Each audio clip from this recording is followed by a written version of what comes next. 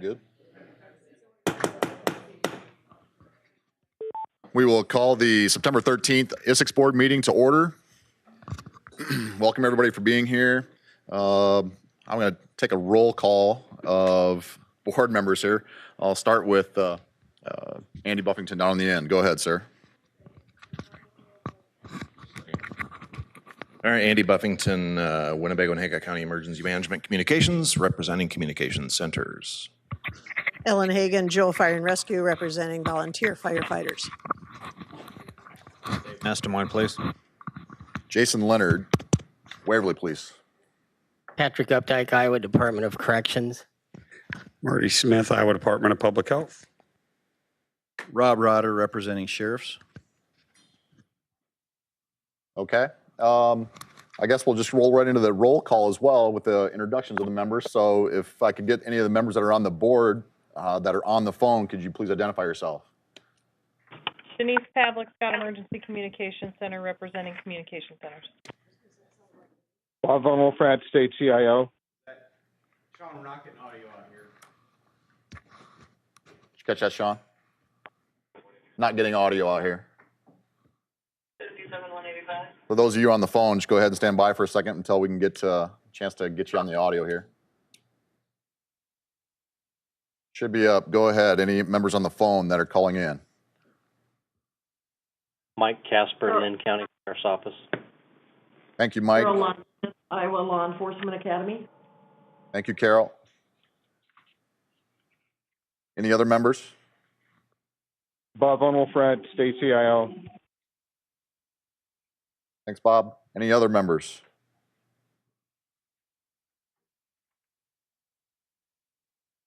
Okay. I guess we'll go ahead and let you count them up. We have 10. We have a quorum. Okay. Thank you very much. Again, thank you for being here today. I know it's got a short agenda. Looks like we have a lot of monthly reports and only a little bit of new business at the end.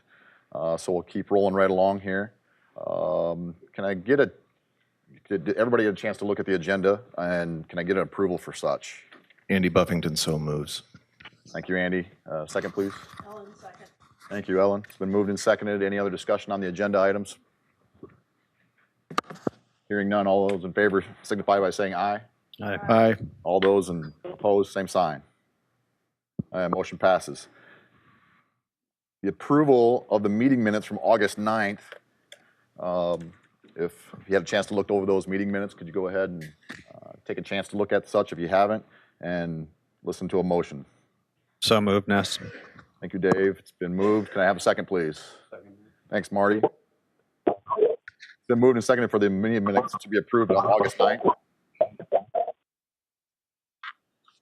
Is there any further discussion on the meeting minutes?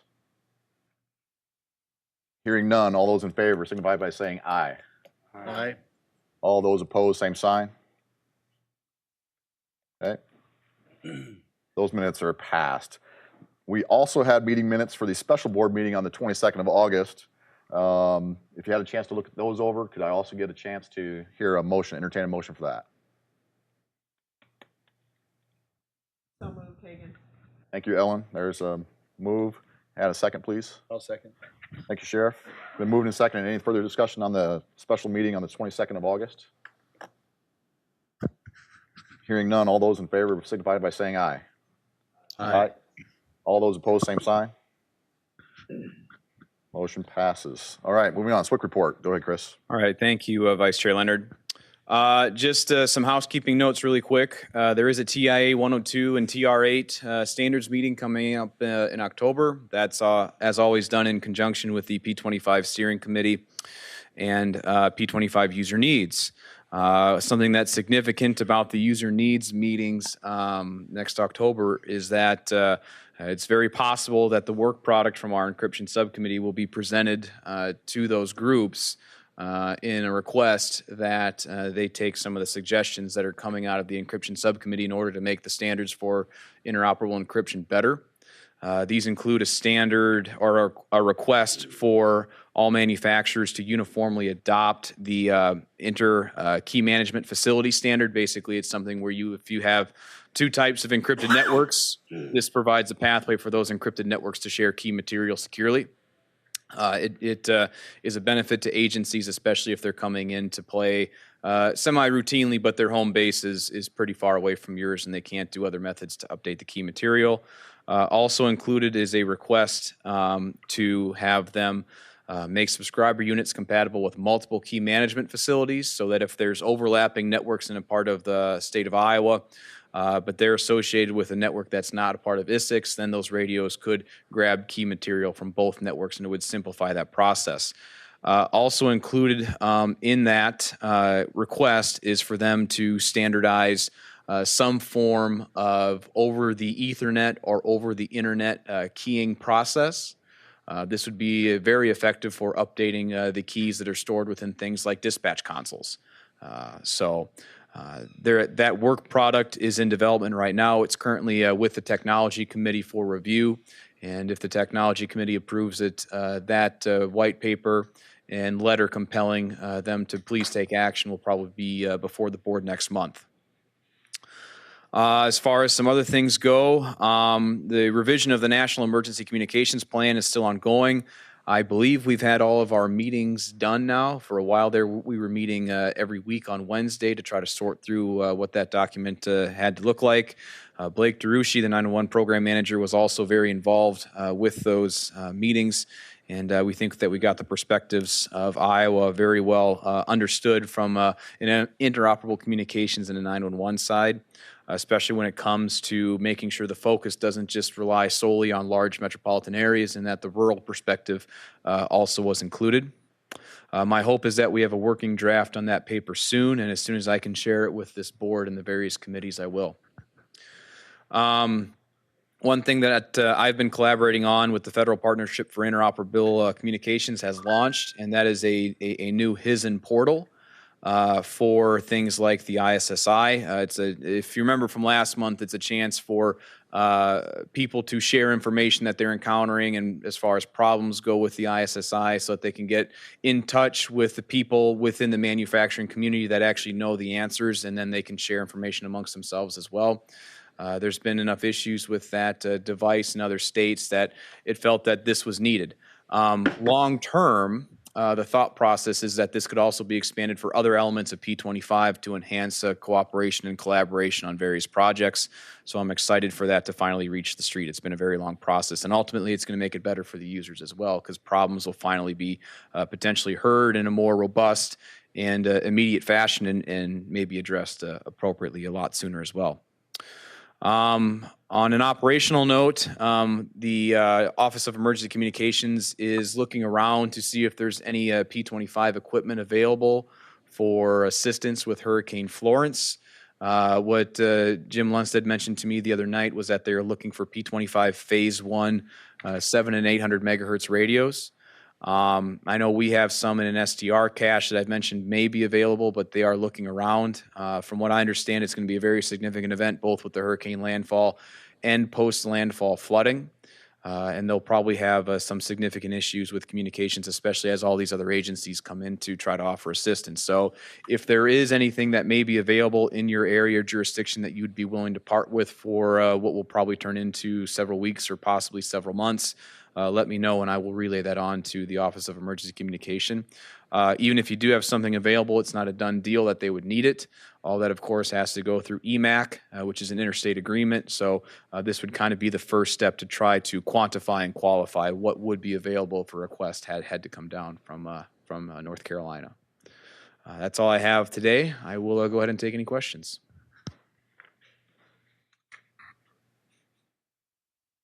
Okay, thank you. Thanks, Chris. Moving on to the 911 Council Report, Mr. DeRushi. Good morning. At this point, 20 PSEPs have provided their notice of interest for the Zetron host remote shared call taking services. We did end up turning up Hancock County as the proof of concept earlier in August. That was mostly successful. There was an unforeseen issue when they went to plug in the wire line, which we're working through and hopefully will be remedied by the end of the month. So proof of concept for a reason. Sorry, Andy, but we'll work through it. I was just figuring that maybe Andy was the problem.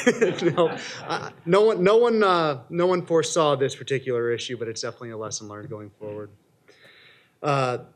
Speaking of the wire line, one of the other additional concepts that we are going forward on for the virtual consolidation is the wire line merging onto the existing next-gen 911 network. ICN provided an update at the earlier 911 council meeting. Not going to ask them to do that again, but if you are interested, of course, it'll be up on the YouTube with the video of the entire meeting. So if you are interested in figuring out where that's at, it will be available. We sent out an email earlier this month. The full statewide aerial imagery is now available. That's been kind of the culmination of a 3-year project where they have flown 3 different parts of the state over the course of 3 years. That's all available for free. If you need it for mapping, for really any purposes that your local jurisdiction might need, it's available. If you haven't seen that email, if you haven't seen the links, if you're curious, let me know and I can get you that information. Also with the GIS grants, again, we kind of reimagined how those are done. Now you have to meet certain data quality benchmarks. 22 counties have met those benchmarks within the first 2 months. So I think if you were to ask me, I think that's probably further ahead of where we were last year when it was actually an application-based grant. So just meeting those benchmarks, I think we're probably further ahead than last year when people had to submit a 1-page application. So that's good. That means the quality of the data is good, and at some point, hopefully soon, we'll be able to start using that GIS data to better route and identify caller location. Any questions? Thanks. Thanks, Blake. All right, moving on to our first committee on the agenda, Mr. Buffington, the UGC. Thank you. The user group committee, we met about 3 weeks ago via conference call. We considered 13 new applications, or I shouldn't say new, we considered 11 new and 2 updated applications for access to the interop network. Those were approved on the August 22nd meeting. The reason that we called the special meeting is because the University of Iowa and the University of Northern Iowa, apparently they have football games on that upcoming Saturday, so we wanted to expedite that. That was the reason for that. Also, we were very pleased to present and have the board approve the blanket level 1 user for PSAPs. We had lengthy discussion regarding that as a level 1 user that would necessitated the MOA that everyone needs to sign as a user is going to be part of the application process. So, later in today's meeting when we talk about handing that over to the operations sub, that's one of the things that we've requested and required as part of that, as well as just a single device ID. So as folks want, if they want just regular level 1 interoperability, but they're going to be adding devices and device IDs, we're asking that they come back for the application process to amend their participation plan and go through that process to make sure that we're doing at least apt loading analysis for the system. Also, we had quite a bit of discussion about sub-regional interoperable talk group development.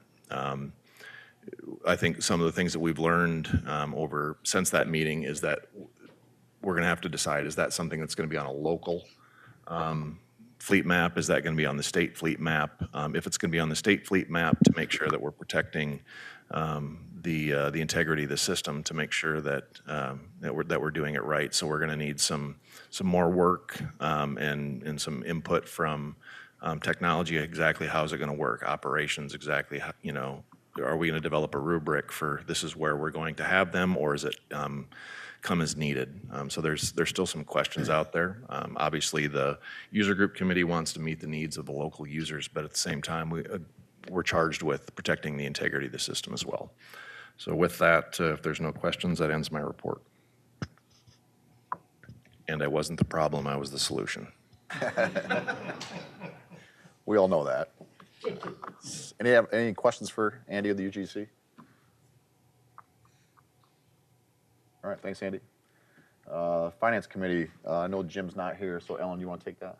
Yeah, Jim sent me an update for our Finance Committee. Monthly net expenditures during August for the Interoperable and Broadband Communication Fund were $4,248. The August ending balance is $265,347. The monthly expenditures during August for the SLIC P 2.0 were $6,279. Of that amount, $5,023 were federal expenditures. The remaining federal amount available for the grant is $164,651. Does the board or have any questions regarding the activities or financial position of the Interoperable and Broadband Communication Fund or the SLIC P2 activity? No questions for the Finance Committee? Thank you, appreciate that. This is the end of my report. Mr. Benson with the Governors Committee is not here today, so Mr. Ness is going to cover for that. So go ahead, sir. Easy. No report this month. Wow. All right. The Operations Committee, chair and stuff wasn't on the call last month. I know that Marty took care of it for me. I didn't know if you had the minutes for it or not. If you want to report out for me, I'd be greatly appreciated, sir. No problem. So the Operations Committee met on the 15th of August. We reviewed the interoperability standard use of 700, 800 megahertz scene of action channels. The committee recommends verification as to what Part 90 FCC license means when it comes to that interoperability standard.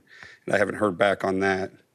In conjunction with the grant to assist PSAPs to get connectivity to Isicsb, that same standard was reviewed. A letter went out last week, which would have been the week before August 15th, after approval from the board to reengage PSAPs to determine what all PSAPs needs are to obtain access.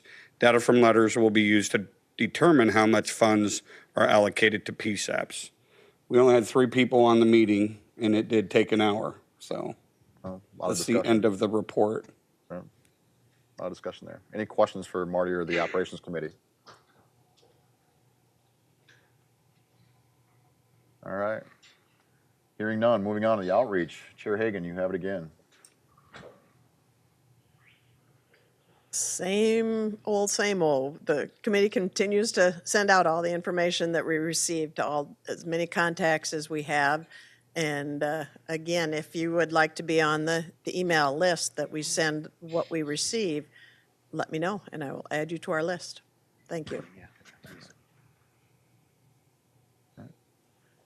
No questions for Ellen on the outreach? All right.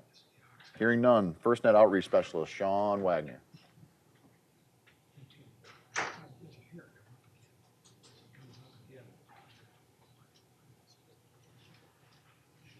I don't have much to report today. We attempted to hold the RIC 5 outreach meeting, and we were having some difficulty with meeting the attendance level that we were optimized for. So we will be rescheduling that.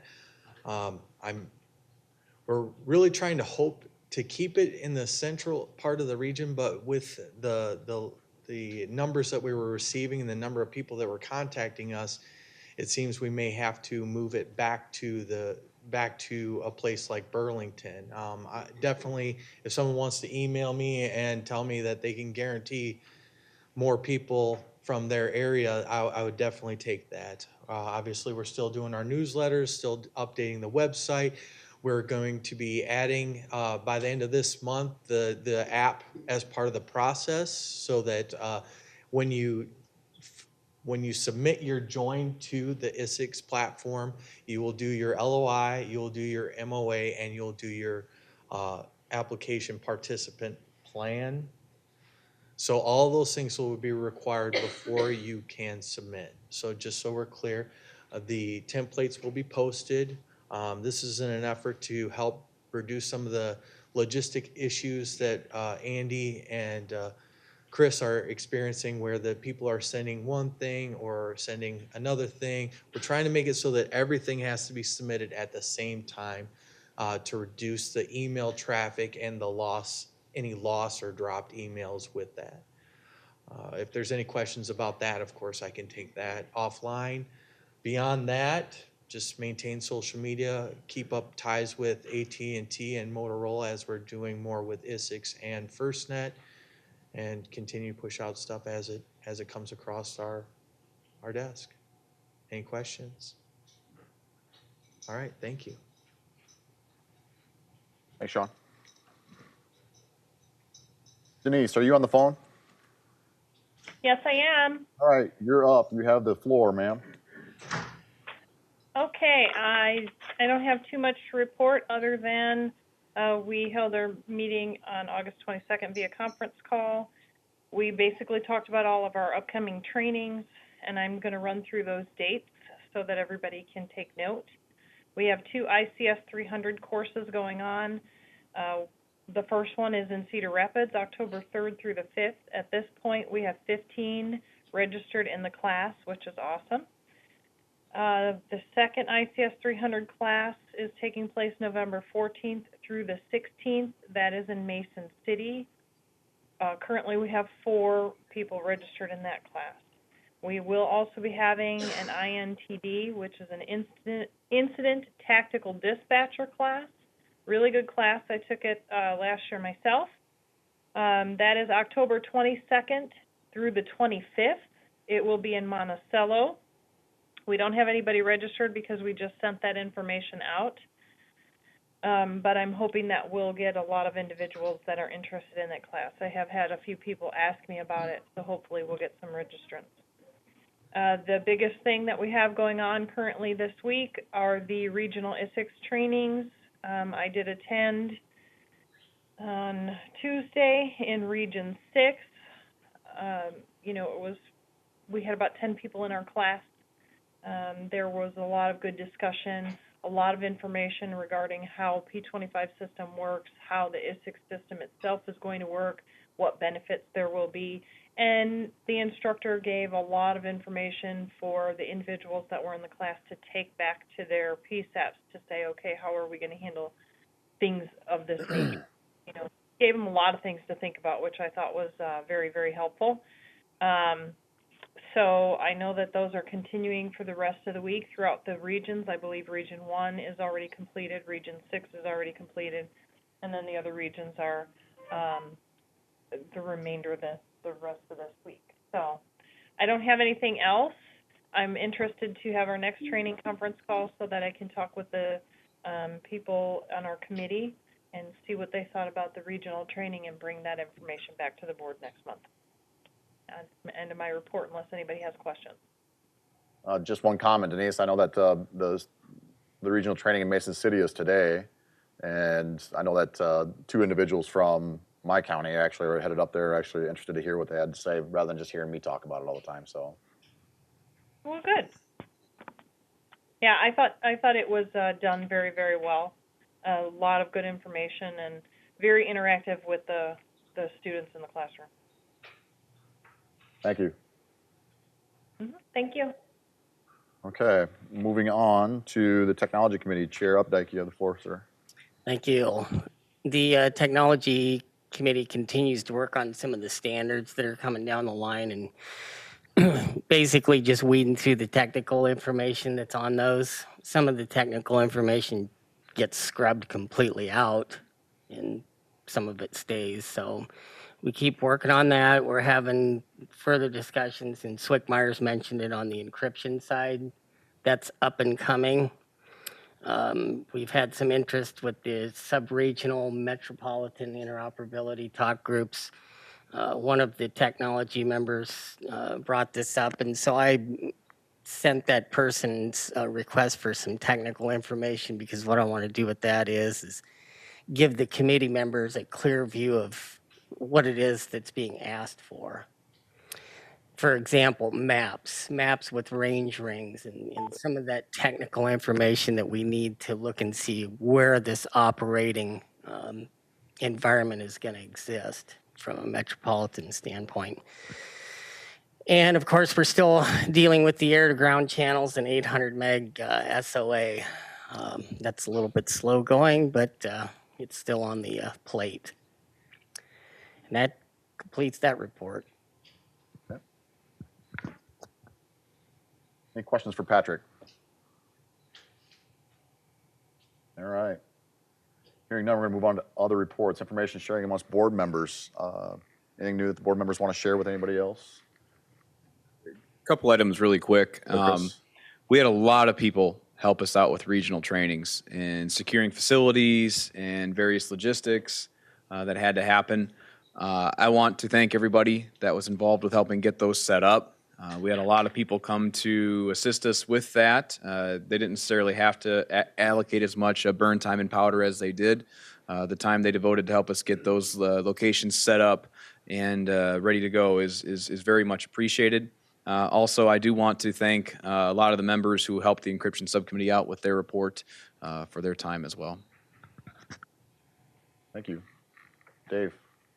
Yeah, I just wanted to mention, I'm not sure if it's been formally discussed at an Isicsb meeting, but the ceremonial first call, if that wasn't on the agenda, that the governor made on August 13th at the fairgrounds. There was I think a little media coverage, and it's probably something that I haven't checked to see if it's linked on our site yet, but it certainly is apparently, so I'd encourage you to take a look at that. It was a impressive demonstration of what the capabilities of the system are. Thank you. A couple more items really quickly. I did want to mention also that this facility will undergo some renovations next calendar year. Most likely it'll be between the June, July, and December of 2019 timeframe. Because of that, we'll have to find a new spot temporarily. We're having some discussions amongst Blake DeRucci and myself and Sean Wagner, and probably will involve the rest of the board and the 911 Council to try to find a suitable location. We've got a couple of places that might work already. Just going to take some investigative processes, but one thing I want to make sure is that we can keep the video conferencing capabilities we have, the conference line capabilities, and then also have enough space for an audience. And of course, one of the big caveats is parking. There's a lot of facilities out there that have meeting spaces like this, but parking can be an absolute nightmare. So we want to make sure it's as easy as we possibly can make it. One other item, our new board member arrived today. Sandy Black is our new representative from DOT. Sandy, I don't mean to put you on the spot now, but would you care to introduce yourself? Your microphone is right in front of you, and just turn it on so the light's flashing green, and you'll have the mic. Good morning. I want to apologize to the board and all you out there for being late. My first time here, got a little lost, just moved here recently, so I do apologize. And of course, my name's Sandra Black, and I've been in communications for 30 years, so I've got a lot of experience. Look forward to helping any way I can. Thank you. Thank you, Sandra. Welcome aboard. So, any other information sharing amongst board members? New Iowa County facility and stuff holding the 911 board meetings and ready to roll? I know you would. Very accommodating. Thank you. Moving on to the Motorola rep. I thought I saw, yes, he is in the back. Melvin is in the back. So, Motorola project manager for the Isicsb update.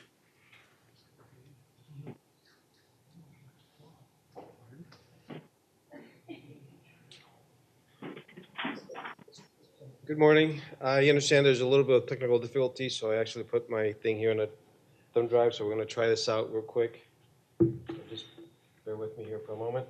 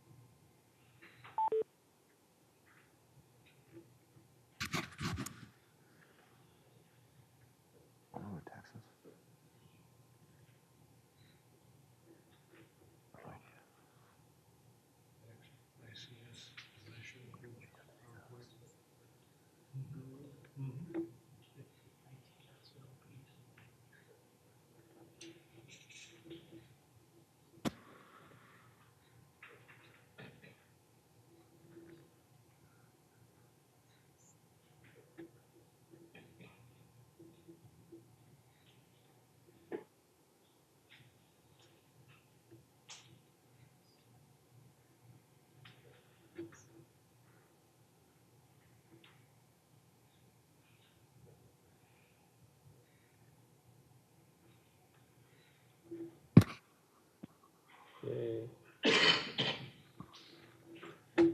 Yeah, something up here. Something up on mine anyway. Nobody else. You can see it? Perfect, perfect. All right, so given all the activities happening with the system and the pace that we're moving, I kind of streamlined it a little bit. I used to break it out on a per regional basis. Instead, I'm going to look at statewide at this point because now we're going to focus on the stuff that remains to be done instead of all the stuff that's been done. So as I've said before, we have all of the blue dots representing all the sites that we're tracking. This graph represents where we are actually today. So as I mentioned last time, red is good. So everything that's red is powered and completed. All the solid greens are sites that are completed, but we don't have power yet. And then all of the rotating greens are sites that have active builds. As you can see here, all of these yellow boxes are all the lease sites, and then these triangles are the IPTV sites.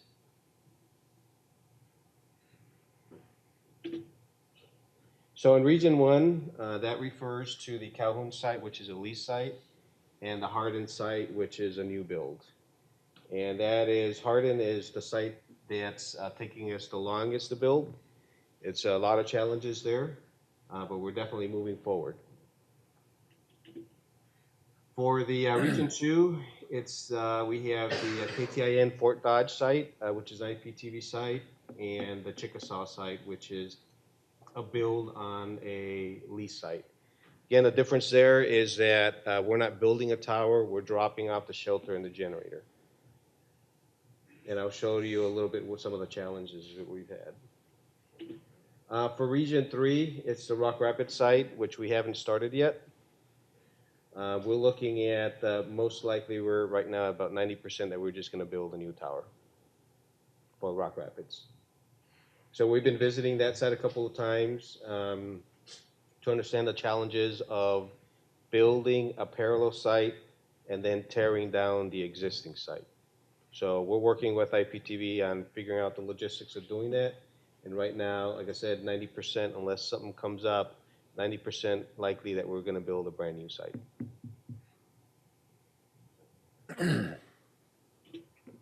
Region 4 we skipped over because we're done. Region 5 is the Davis site, which is a lease site, and the Chickasaw, which is an IPTV site. Again, we've done the civil work. We have the sites ready. We don't have power in those sites yet.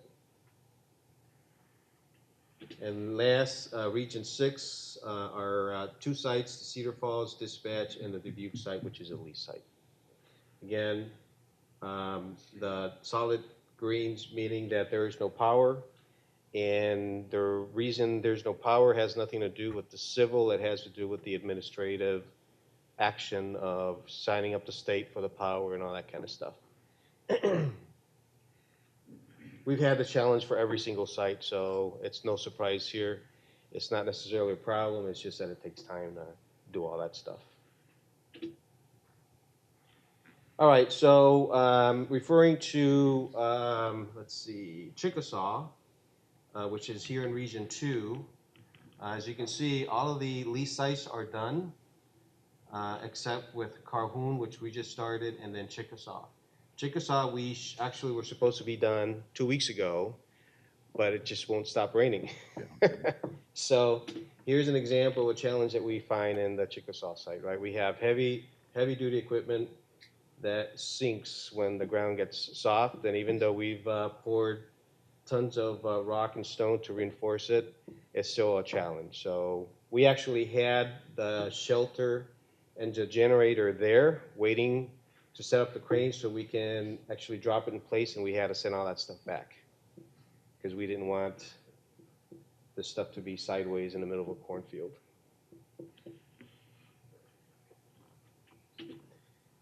In terms of in Hardin, again, Hardin, the tower is actually now built. What we have to complete now is the dropping off of the shelter and the generator and the LP tank. Again, it's a steep climb into where that particular site is. So whereas the tower, we were able to pull things bits and by pieces, and we had two different cranes, medium size and then a large crane.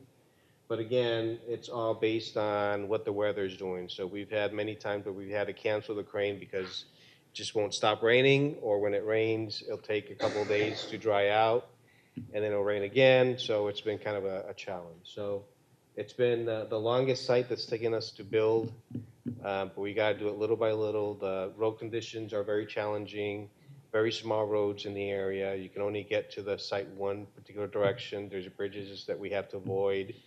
And again, the placement of the tower and the shelter is at a steep incline up in a hill, so it's challenging. So we just gotta do it right and very carefully. All right. So that brings us to these numbers here. So I kind of cut some of the additional stuff off of this chart. So out of all the sites, we've only had one that's not started, which is a Rock Rapids site. We have 4 that are active civils. Again, nothing that's going to keep us from getting this thing completed. They're just slow. And then we have 6 that are waiting for power, which is, again, just a matter of getting all the paperwork signed and assigned and the power company to get out there and actually do what they need to do. So overall, it's looking very good.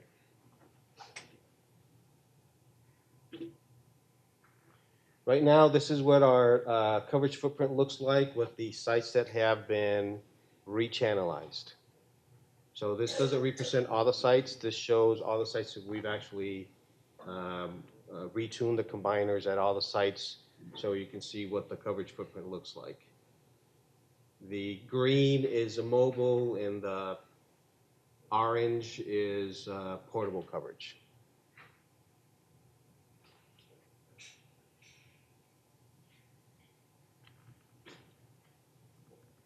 In terms of coverage testing, this graph looks a lot more busier than we did last time. We only had 5 counties. So we're getting up there and approaching 30 sites of 30 counties ready for coverage testing. We've actually started testing. We're targeting 5. We completed Guthrie County and Jasper, which I show here in green. And then 3 orange are active. As a matter of fact, I believe Lynn was finished last night. PowerShake is going to be finished tomorrow, and so will Iowa as well. So we're getting busy. We have moved forward. We still are waiting. Well, actually, I'll talk a little bit about the frequency coordination. But we decided to move forward with this so we can keep on track and try to test as much as possible. What we've done is we created these not mag mounts, but magnetic stickers. So we got rental cars, sedans, and we have produced 10 of these pair of stickers, vehicles 1 through 10. So here's an example of our first vehicle, number 1. It has the phone number for dispatch, so that if people call, they'll be calling to DPS dispatch to report strange folks driving around all over the place. Here's an example. You can see the computer sitting in here. And then we've also made bumper stickers in the back, which has, again, the same phone number, so that we want to make it clear so that people are concerned. It's all marked and clear so that they can go ahead and make a call, so they feel reassured that we're not doing nothing we're not supposed to.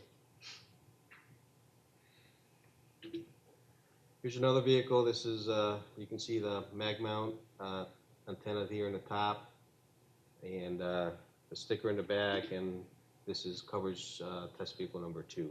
So we want to make them very specific so that if people call in, they can say it's vehicle number 2 or number 1, and then we can pair that up to whoever is out there. It makes it easier for us to figure out what they're calling about.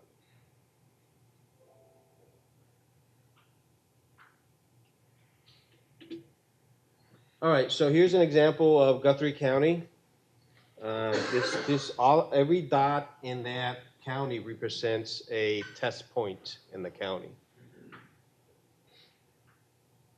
So overall, here's some useful facts. We had 1,014 test tiles that were enabled for that particular county.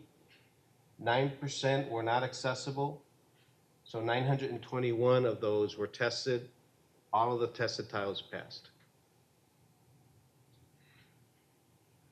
Some of these we try, but like you can see here, these 3 tiles, for example, were just not accessible. A lot of farm fields out there, a lot of roads that are dirt roads that we've actually ventured to go into a couple of them and got stuck, so we pulled out.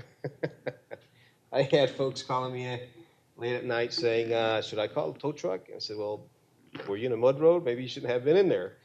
Tow trucks actually don't want to go out there either.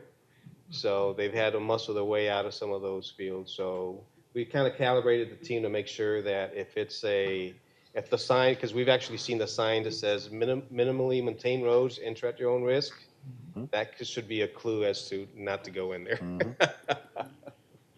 I've been in some of these as well. As long as there's gravel, gravel is the minimum requirement for us. And some of these things start with gravel and then the gravel disappears. And if you're not paying attention, you find it on these roads. And what you see is a tree start kind of getting into the road, and then you realize, oh, I must have missed the sign or I didn't see it or something. So you kind of back out of there as quickly as we can. We haven't had any incidents, a lot of stairs, but when we drive by, we've actually seen people who will actually pull their trucks. It's almost like they see a car, so they'll pull their trucks, come out to the porch, looking at you to see what you're doing. We've had people that pull their trucks up to the driveway and wait for you to pass, and once they see the sign on the side, we haven't had really any incidents. So that's what really makes all the difference. So this is just an example of one of the counties. So you can see all the test points that are scattered throughout there. All right, so overall, we're building. We have 4 active build sites and one that's going to start soon, hopefully, which is the Rock Rapids site. We already have identified the tower. We got the quote for it and everything. We're just waiting to hit the trigger. The microwave path alignments, that's going to continue, and that keeps on moving forward. A lot of work there. We're actually increasing the number of teams so that we can try to hurry up this process because it's been challenging. If it's not the rain, it's the wind. So it's sort of a catch-22. So we're trying to bring in more crews so we can make up for the slack in the schedule. We've integrated the DPS dispatch centers. That's something we're about 90% on that right now. And that's important because we're working for getting ready for DPS dispatch training, which starts next week. Those are the State Patrol dispatch centers that are scattered throughout the state. So we continue to re-optimize the sites. This is the whole 700 megahertz channel concurrence situation. And the last exclamation mark here is that we just received notice from Illinois that they are not concurring with our frequency plan. So we're trying to figure out what that means and what we can do. We certainly have a couple of things in mind. All I can say is it's going to get interesting. But we're going to continue coverage testing with the intent of not changing the channel plans. So we got to go back and look at the rules, which we understand, but we need to make sure that our neighbors understand the rules as well and what our standing is with what we're doing and why. We've actually taken a smart approach with the frequency channel plan. So none of our frequencies that are being used right now interfere with any of the frequencies that they're using. The mindset is more like, well, 10 years from now, we're going to do something, and we might use that frequency, and you're going to be interfering with us. So it's one of those interesting things that we're dealing with right now.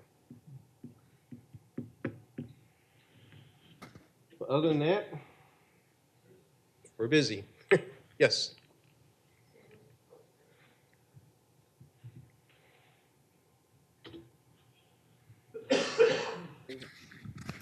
push it again? So with the Illinois issue, with the frequency plan, who over there at the RPC is rejecting it? I don't remember the name off the top of my head. I have my engineers working on it, and the state PM is working with that. He's been the one that's been dealing with all the emails and the paperwork. But I just got an email this morning from the engineer indicating that there was a negative concurrence on that. So the commission, I know a lot about the commission, doesn't allow them to channel hoard like they're doing. By what I'm saying is they don't allow them to speculate on the future. Correct. So have you talked to APCO? That's what I'm saying is I just got notice this morning. So we're gonna come up with a plan on dealing with this, but the intent is not to change because we've done everything feasibly to be good neighbors in terms of the design approach and the contour requirements. So we know exactly what they're using today because it's Illinois and it's Motorola. So we've adjusted our design to fit that. Have you guys made any phone calls to like Michael Wilhelm at the commission or Jeannie Benefeta? So the state PM is spearheading that. That's his responsibility. So I don't know who he's contacted. Would it help if somebody from the Isicsb board, talked to somebody? At this point, I think between Craig Allen and I believe he's made use of Tom Lampy with letterhead and whatnot to approach them. So I think with Craig Allen being out this week on vacation, he'll come back next week. That I think we're going to start rolling on that and just finish it up. Go ahead. Yes.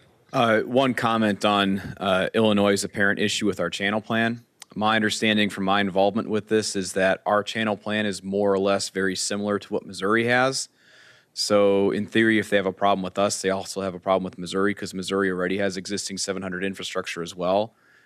Candidly speaking, I don't think they have much of an argument now because there's two states that more or less have a very similar channel plan. So in theory, I think the best thing to approach them with perhaps would be, all right, let's establish a regional channel plan now since we've got two states basically doing the same thing. That might make them rethink their position a little bit as well.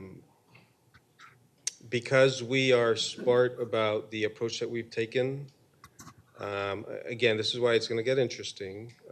I can't say too much, but we could take right now the same stance and identify specific sites that actually encroach on Iowa.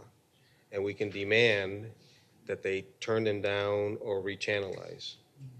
So it's going to be a combination of addressing the facts and making sure they understand the rules, like you were saying. We don't believe they really have a leg to stand on. It's more of a process that we have to go through. So it's only a 3-mile border around the state. We're not going outside the 3-mile border on the contours, correct? Correct. We just have to meet it's the 40 dB mu contour. Right. And I think. If they don't have a channel up, then there's no way to meet a 40 dB contour if you're staying within the 3-mile border. Correct. But they actually spray into Iowa beyond the 3-mile contour. Yeah, but not on co-channels. Correct. So you do know you can go straight to the commission and go around the RPC. Correct. Okay. It's just a process that we need to go through before creating I understand. Unnecessary tensions. How long has this been in the process? We've been, I want to say about 3 months. So if they don't concur, then is all the channels already programmed up there? Correct. So if they don't concur, then it's a ripple effect all across the state. Correct. Because you'll have to which we've already done once. Yeah. And then we did a second time for specific sites, which is why we don't really want to do this again.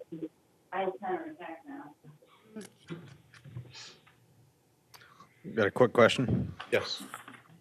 The seasons are close to changing. I'm wondering about the foliage and how that impacts the coverage testing, and if there is a need to either delay or to come back and do it again next spring, if in fact we lose leaves. And I'm not sure exactly. I don't think I was on the board when the standards were put in place, but I assume there's some Sure.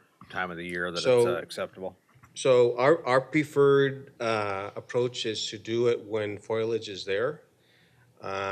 But for reasons outside of our control, we hadn't really started for obviously these kinds of reasons, because if we had to restart coverage testing, it'd be expensive and a lengthy process, a lot of wasted resources. So we're expecting 10 teams right now. We're running a small startup just to make sure we kind of sync up with the process. We're going to have 10 teams. The foliage, testing with foliage is not an RFP requirement, but we're trying to do it because we prefer to verify it that way. So I think we're going to be going into October, between now and October, to be able to do this, assuming that we don't have to change anything with Illinois, which I would say right now it's about 90% we won't. Thank you.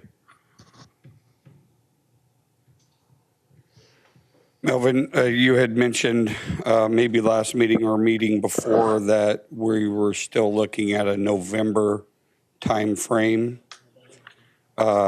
And I had asked a couple months ago, and I think you might have misinterpreted.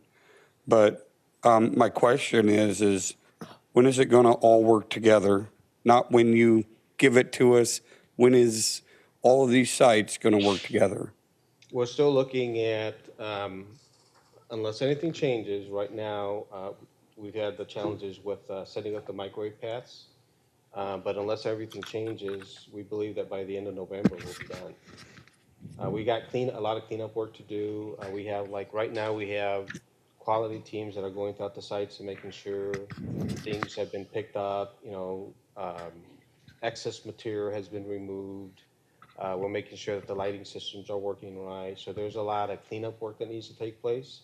But with the training happening with State Patrol right now, we see them transitioning in October to start using the dispatch centers that are connected to Isicsb and still have the ability to dispatch all of the conventional channels. So it's sort of a work in progress, but we're still looking at the end of November to getting that done. Sure. Yes. What is the distance between your two testing points from point to point Testing points, can you on be your more map specific? or your grid? Oh, the grids On your tiles. The grids are 3/4 mile test grids. Is that what you're asking? Yes. Okay. And then also I have another question. You mentioned that you guys are doing rental cars. Why are you guys doing rental cars? We're doing rental cars for a simple reason that we want to have maximum flexibility. Right now, we start a team at 6 o'clock in the morning and they can go 7, 8, 9, 10 o'clock at night. That's difficult to do with state resources or county resources because quite frankly, they'll slow us down if we got to wait for somebody to work from 8 to 5. And then there's the overtime requirements for those entities. You mentioned you had 10 teams working now. No, we will have 10 teams. We have 10 test kits. Right now, we started more on a limited. So we tested the capital area, and then we targeted those 5 counties, 2 of which are done, and the other 3 which will be done this week. Okay, thanks.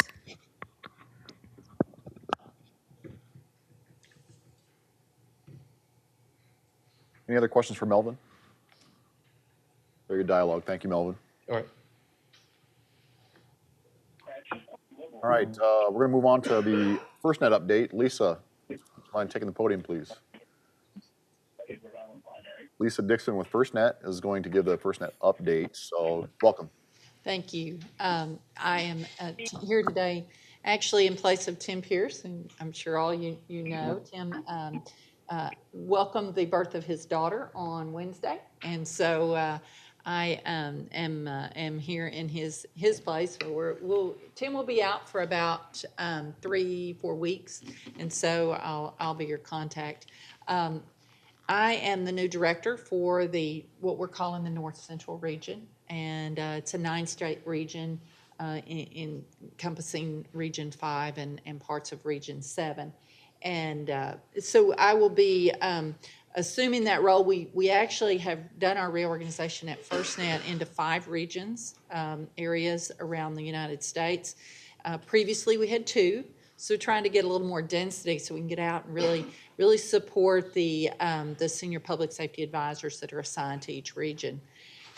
We will be adding some staff in this area, so maybe realigning Iowa with a new senior public safety advisor. We will see. Haven't quite determined all of that, but I do plan to be here and working with both that new individual and Tim to be sure that we're getting closer to the actual user and operational needs of the constituency, the stakeholders out here.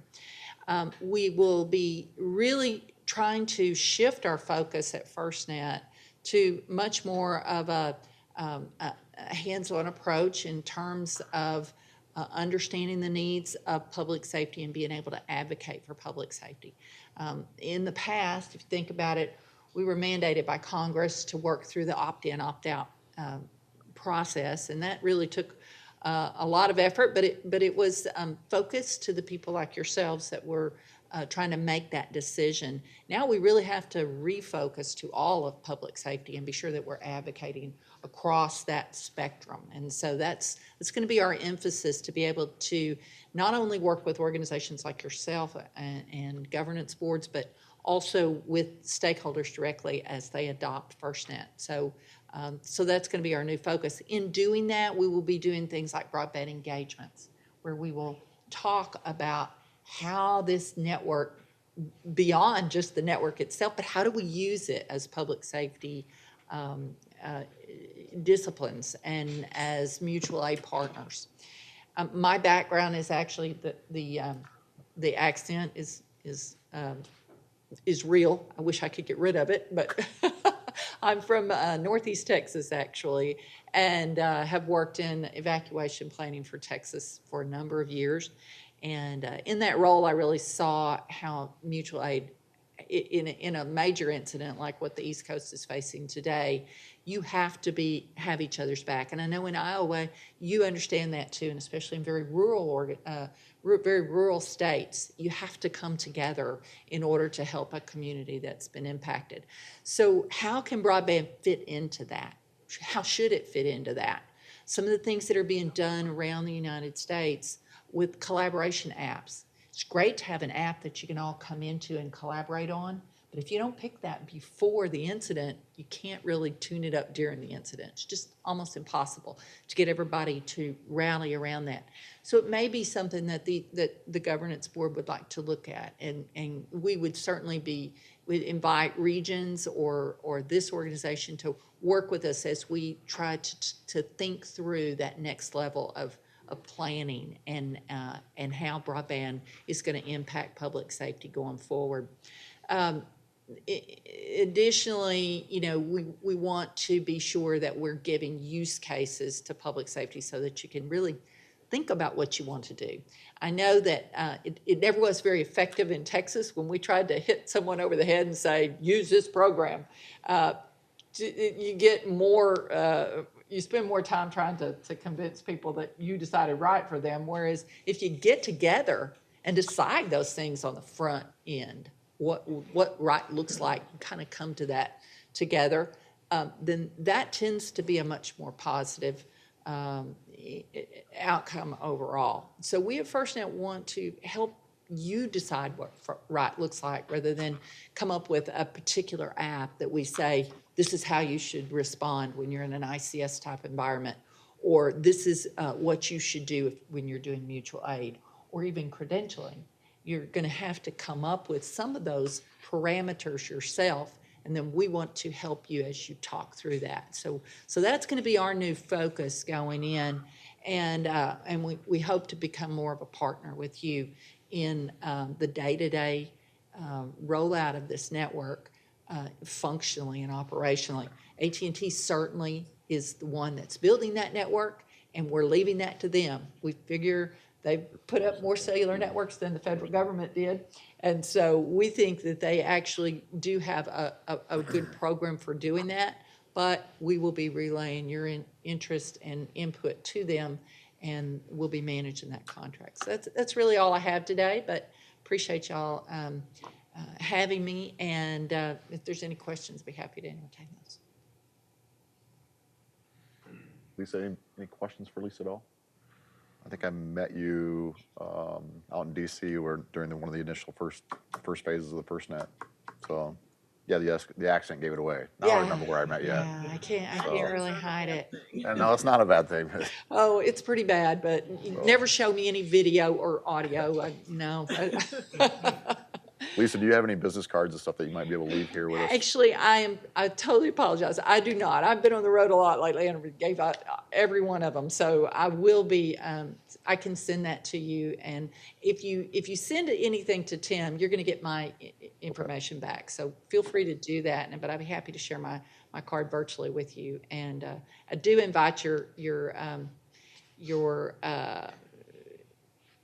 feedback and any ideas and things like that. As I'm kind of coming around this North Central, I have a lot to learn, and so I'd love to hear from you guys about what we should be doing and your ideas about that. Thank you.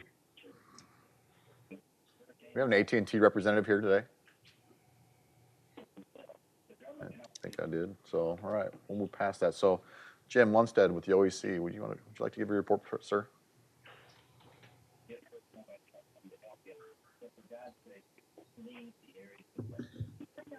Good morning. Good morning. Cover a couple of topics with you, one of which I would like to clarify. Swick Myers mentioned that some of the states were reaching out, seeking information on available resources. Of course, the intent of any assets deployed between states would be in compliance with the Emergency Management Assistance Compact, which all 56 states, territories, and the District of Columbia are signatories to. So the ask is really to pre-identify where there may be available resources. And you would find it incredible in the statewide interoperability coordinator arena what kind of things you find. For example, in this region alone, in addition to quite a few hundred portables that were identified, we also identified 100 Cradlepoint cellular capable backhaul routers for a fixed radio network and 30 brand new KU band radio site backhaul devices where a state has already purchased them but has not installed them. So that's, as we seek to gather assets, this is the spirit of cooperation among the states to manage an incident the size potentially of what we face with Hurricane Florence. First, the paid political announcement, and I believe Blake mentioned in the 911 Council meeting that HSEMD has already communicated this, but I want to make you aware we will be conducting a national IPAWS test once again this September. The test in September will be unique in that this is the fourth test where we invoke the emergency alert system, which is your broadcasters, NOAA weather radio, the action tone followed by a crawler or a voice announcement. This particular test will also invoke wireless emergency alerts. However, it is going to use the presidential emergency message signal. Doesn't sound any different, but for those who may have turned off that alert in their phone, that they didn't want weather alerts or amber alerts, you cannot disable the presidential emergency message. So that will precede the EAS test. It's on September 20. The wireless emergency alert occurs at 1:18. FEMA has worked with a social psychologist to craft a very succinct message so as to not alarm the public. It will end with the words I believe we heard are going to be no action is required.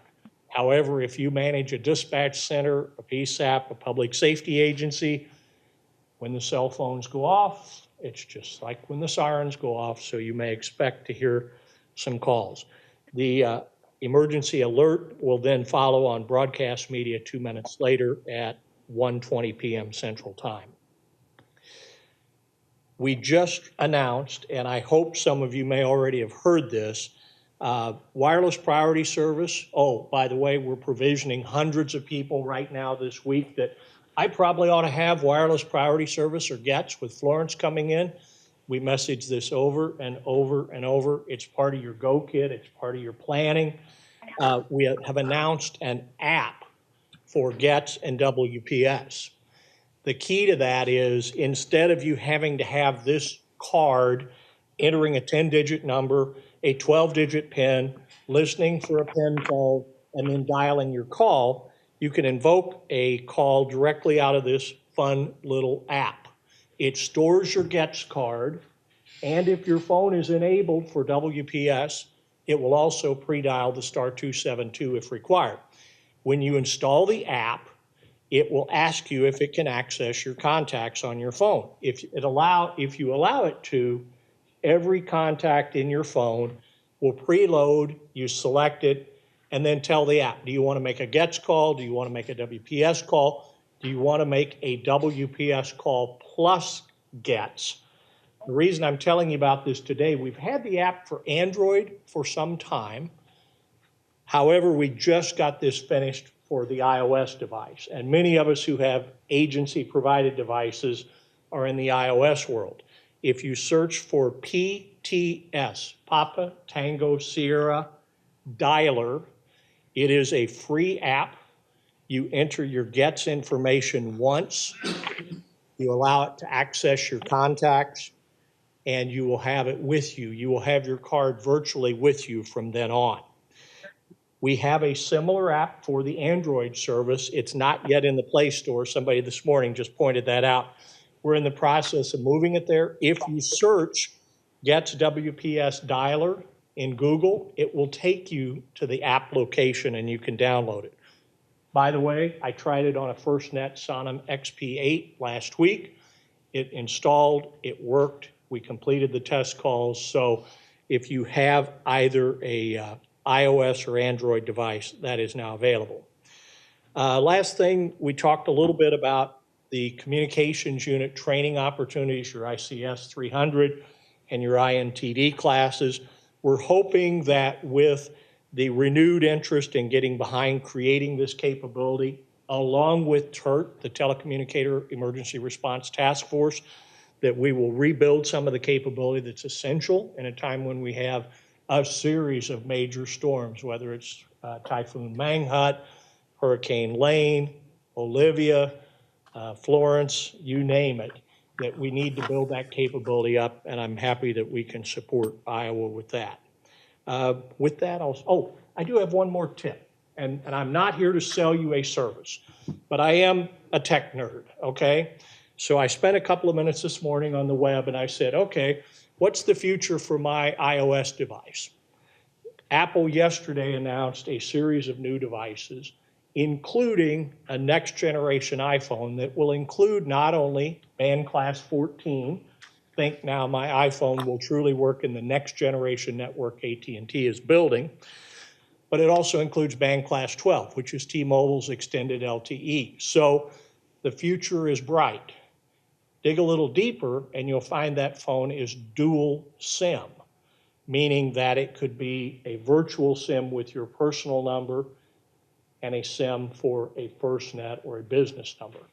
The technology that's evolving, whether it's in the wearables or these phones, is important. As Lisa mentioned, the next challenge is to figure out how we're going to get together on our apps. Interoperability occurs when we find the intersection between data, voice, channels, frequencies. That's going to be our next challenge, and I invite you to work with us as we try to figure that out. Any questions for me? Thank you. Thanks, Jim. I know that that dual SIM capability and stuff will really help out guys like Sean, who carries around like 8 phones with him. Yeah. Anyway, thanks again. I was told by Sean, speaking of that there is an AT&T representative on the phone. Are you on the phone, sir, ma'am? Yes, this is Andy Sackrader. I'm on the phone. Thanks for coming back to me. Andrew, go ahead. Great. I just have a quick update on coverage progress. Again, since we've updated a few times this organization. So I do, Sean had given me feedback that a map would be nice. So unfortunately I can't show it today, but for the next one, we'll be able to show kind of the breadth of what we've been doing. So we talked last time about the northeastern part of Iowa and how we had, quite a few enhancements in that area, additional coverage, in the Decorah area, kind of northeast of Waterloo, Mason City, Clear Lake area.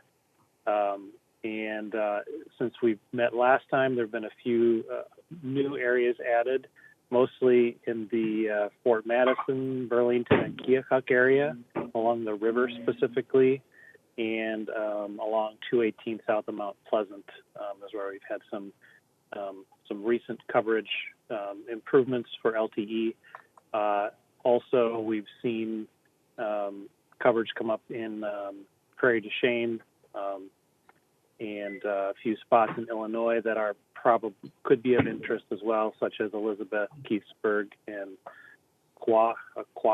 It's tough for me to pronounce, but so we're still having great momentum on the build, and we'll have, this is a prime build season right now, so I'll expect to have some more updates over the next coming months of more coverage improvements, particularly on the east side of the state, which is where the focus is right now.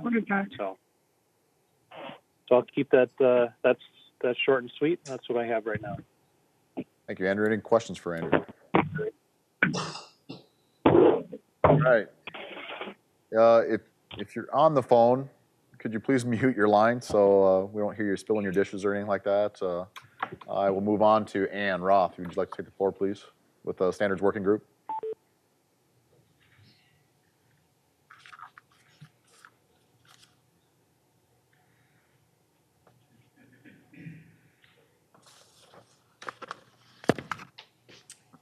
Good morning. We continue to plug away at our standards. We have gotten through, I don't know that Chris has the number quite down, but in the couple dozen area, and we continue to knock down the ones that maybe don't pertain to us and create ones from scratch that need to be made because of newer technology that other states have not faced yet. We have been meeting again once every 3 weeks and have really good attendance usually. So I'm not positive on the amount that we have left because it's kind of always evolving, and as needs come up through the different RICs, we have to address those as we go. So that's kind of the update I have. I hope that in the next month, Chris and I will be able to work on, a comprehensive list that shows where everything is. Some are still in governance, some might be with technology or operations. They have to be ferreted through those committees for them to come back to the standards and then send up to governance. We want to make sure we have our bases covered. So that's kind of what I have. Any questions? I will add one thing. I think where we stand right now with our standards, if we had to turn the system on tomorrow, we would be in pretty good shape. So I think we have all the stuff covered that we would need to. And candidly, the trainers who saw the standards that we have posted online that have been training the regions this past week have all commented on how good of a job the Standards Working Group and our various other committees that have reviewed these standards have done with them. They like the fact that we've been able to basically get the standard down to what it needs to be and keep the level of verboseness to a minimum. So they've all been very impressed. Just knowing that you guys are meeting at least once every 3 weeks, knowing the volume of stuff that you guys are dealing with is greatly appreciated because I know we need to move. So appreciate all your work on that. So and the people that are on the group with you. Yes, definitely. Thank you.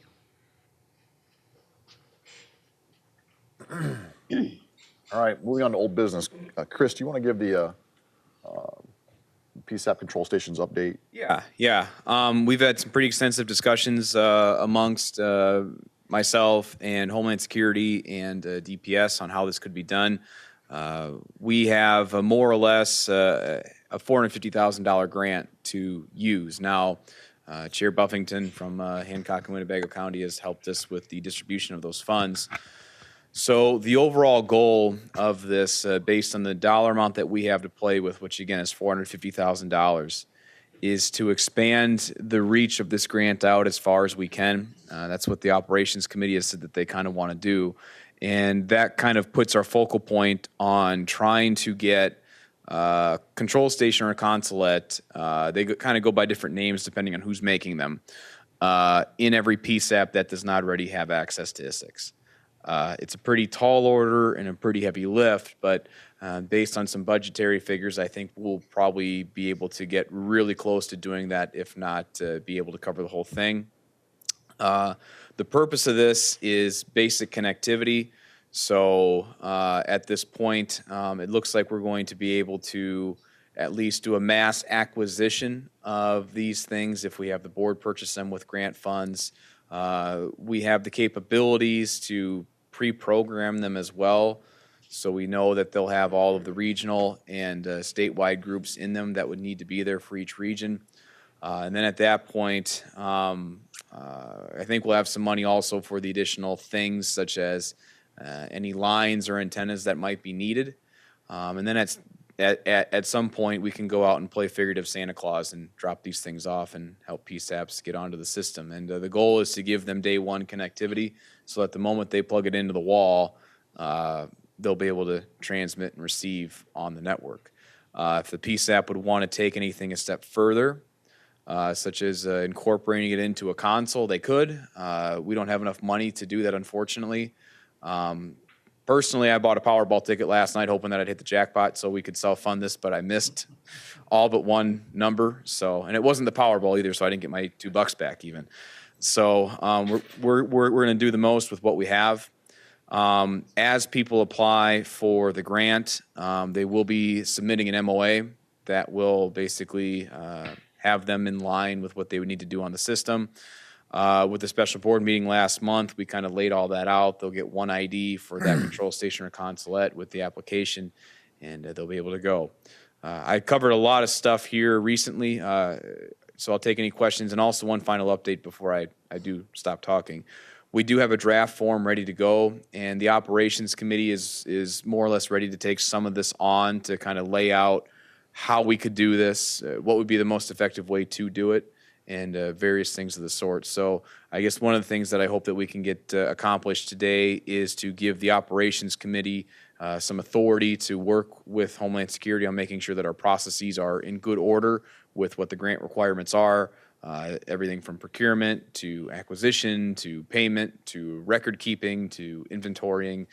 There's a lot to keep in mind with a grant like this. So with that, I'll take any questions. And Vice Chair Leonard, if I left anything out, you can add on to that. Well, I was just going to, literally, some of the other people that were involved in this, I was going to give them a chance to actually speak on it. Andy, as far as, you know, what you've done with it, even Blake, I know that he's been a part of this, and John's not here, so everybody's been kind of heavily involved in this for quite some time. So, Andy, you have anything to add? No, I mean, my involvement is Hancock County is the local signatory for the $450,000. We don't see a penny of it. We don't touch a penny of it, but they needed a local signatory, so Hancock County has stepped up and done that to make sure that it's legal. I think it's a good thing. You know, we've been talking about this for a couple of years. The opportunities here to at least provide that interoperability piece to every PSAP in the state of Iowa, it's provides a lot of value. And based on some other things also that they're looking at doing statewide with ESI nets and things like that, this will open up some capability if we ever do have a situation. And Blake, please chime in if I get this totally wrong. If a PSAP has to have their answering capabilities pushed over to the neighboring PSAP for whatever reason, whether lines are down, it would possibly also provide some pathway for some remote tactical dispatching, helping out that neighboring PSAP to some extent, because the network is statewide. In theory, we could also work with those consulates or control stations to set something like that up. Okay. Patrick? What about level 4 users that are already approved but haven't built anything out? Are they going to be getting these control stations? What's going to happen to them after the system's built out? So when we started looking at some of the numbers, we looked at the agencies that already have connections within the PSAPs that we know of, basically the core connected functionality. As far as some of this grant goes, obviously there's limited funds available, so we would probably have to do it based on some sort of merit program. So for example, if we had a county apply that didn't have anything lined up at this point, one way or the other, versus one that say already had 6 dispatch connections already to the core, and then another couple of consulates for backup, we would have to establish some level of priority with that, and that's kind of what the operations committee would be looking at as far as lining this process up. So I don't want to put the cart too far ahead of the horse on that. Yeah. Obviously, the operations committee taking a hard look at some of those merit-based situations like that. We want to make sure everybody gets a chance to get on it, and I know that it may cause some people a little bit of heartburn maybe that may have moved ahead because of how slow the process continues to go. But ultimately, what we're trying to do here is get everybody up to speed across the state. So Do you anticipate people who go out and get their own control stations or consulates or whatever, do you anticipate anybody coming back saying, hey, we bought these first with our money. Is there any way we can take advantage of the grant money to be reimbursed for this? I would fully expect something like that to be asked, and again, we would have to go on a needs thing of how many. So the next question is that something you plan on doing? At this moment in time, I have not planned on doing that. I know that I'm not speaking for the entire operations committee or anybody else like that, Patrick, but I guess what I would say is that merit-based of somebody going out and buying their own and having the capability of buying their own compared to some that haven't, I personally would want to lean towards making sure that somebody that is a have-not would have access to it first. I don't have intimate knowledge of HSGP where this money is coming from, but I believe most federal grants, you cannot supplant funds. If the funds have already been expended, there's not a reimbursement. Is that correct, Blake? Nailed it. All right, thanks. Right on. I guess that answered the question better than I did. Thanks. Thanks. I asked that question last month because our county is already planning to get them. And so the answer hasn't changed, so. Yep. And this is something that we've kind of learned too from other states as we've done our research on this, and speaking with some other Midwestern states that have statewide radio networks. The one thing that they mentioned very candidly was that it always seems like after you roll one of these things out, at some point there's something that happens and someone may not have any level of connectivity to the interoperability network, and things kind of can go downhill pretty quickly. And the advice we got from neighboring states to SWIX, and I'll use Michigan as an example, was to try to get everybody connected if we could, as soon as we could. And this would be a way of working towards accomplishing that. And the example that was given to us was the East Coast blackout, was at 2003, where pretty much the whole Northeast was dark for several days. And that was one of the examples that was passed on to us. I have a question. Sandra. So I just have a real quick question here. Just because I'm coming late into this, okay? So is the money being allocated to the agencies that are wanting to get the consulates? Is it first come, first serve, or is it based on population? Is it based on need? I'd like to understand that better. And that's something we can let the operations committee sort out. I mean, with sometimes populations come money and abilities, or previously they may have already done something. The operations committee could lay those things out and then rope back in with Homeland Security to make sure what we're doing is copacetic with any grant requirements, then go from there. My anticipation on this, speaking candidly, is that we're probably going to have some counties that'll say, hey, this is great, but we already had plans, which is fine. And then we'll have some counties that say, there's no way we could have done this within 2 or 3 years, so thank you. We're going to try to toe that fine line of making sure that we can get it as far as we can to who needs it also. And it may be a situation where we have to think about population, or it may be a situation where there's just that much of an operational need. So it's going to be a fine line to toe. Do we have an idea of what it costs for the consulates? And how many we need and who has them and who doesn't? Yes. So when we did our math initially, we came out that we would have somewhere between 13 and 15 PSEPs that already have connectivity through something like a dispatch console. So they're good to go. When we did a change order with that ISSI, when we decided not to use it because of technical problems, we were able to get a credit for that. And we're going to get somewhere between 25, 26 consulates for that credit. So there's that. And then that leaves us with about, I think, 68 PSAPs that would need some form of connectivity, and that's what this grant is designed to address. As the form is laid out online, there'll probably be an option there so that people could pick their preferred vendor. One thing that was relayed to me is that since there's state contracts involved with this, open it up to whoever has a state contract. We have 2 right now in Iowa. We have the Motorola Master Agreement, and we have the NASPO extension with Harris. Okay, thanks.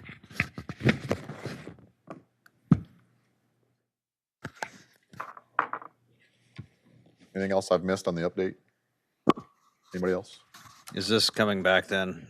Is operations bringing back the criteria to the full board, or? Yeah, we could set that up pretty easily. That could easily be a report that's given next month. I don't know. I don't want to speak for you directly, Vice Chair Leonard, but That's a fair question. And, We did- we do plan on it. I know, Marty, go ahead and speak to this. Yeah, we did speak about it in the Operations Committee meeting, that we would be developing the procedure for that. You know, there was talk about agencies that already had consulates. And so, yes, we really are kind of waiting for information about when it's decided that we can move forward, and then we'll come up with the plan. Sounds good, thanks. Yeah, obviously, any plan and stuff that we would have, we kind of want to make sure that, Blake and John are both heavily involved in that. So just so we're doing it right and we get the final blessing on a lot of things. So I appreciate everybody's work on it. Okay. Yep, hearing none. No other comments. We'll move on to new business, which actually leads to this, the PSAP grant process for control stations. I don't know if we need any more, yeah, maybe not a whole lot of more discussion, but basically the new business would make the SWIC one of the lead, if not the lead points of contact for it. And then it would take a motion of the board today to approve operations to undertake a process like this. Of course, there would be a mechanism for operations to report back to the board as this work is being done, but it would take a motion like this or to get something like this off the ground. we're just looking for a motion and approval to make sure that operations can function as the head of this, as well as the hands-on portion of it, as well as the point of contact person being you, the SWIC. So,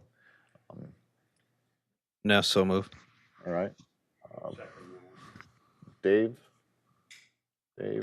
and Marty second. Is there any other discussion on this topic? Okay, I'm not sure if we're going to need a roll call vote on this. Why don't you go ahead and take a roll call vote on this, Chris?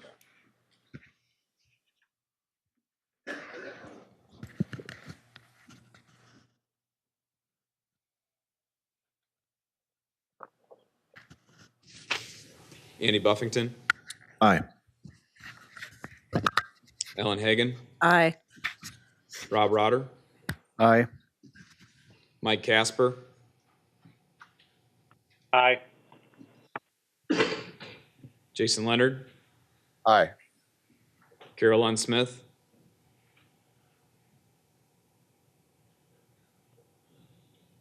Carol Lund Smith. I heard a beep before, so I'll mark her as absent. Dave Ness. Aye. Denise Pavlik, Aye.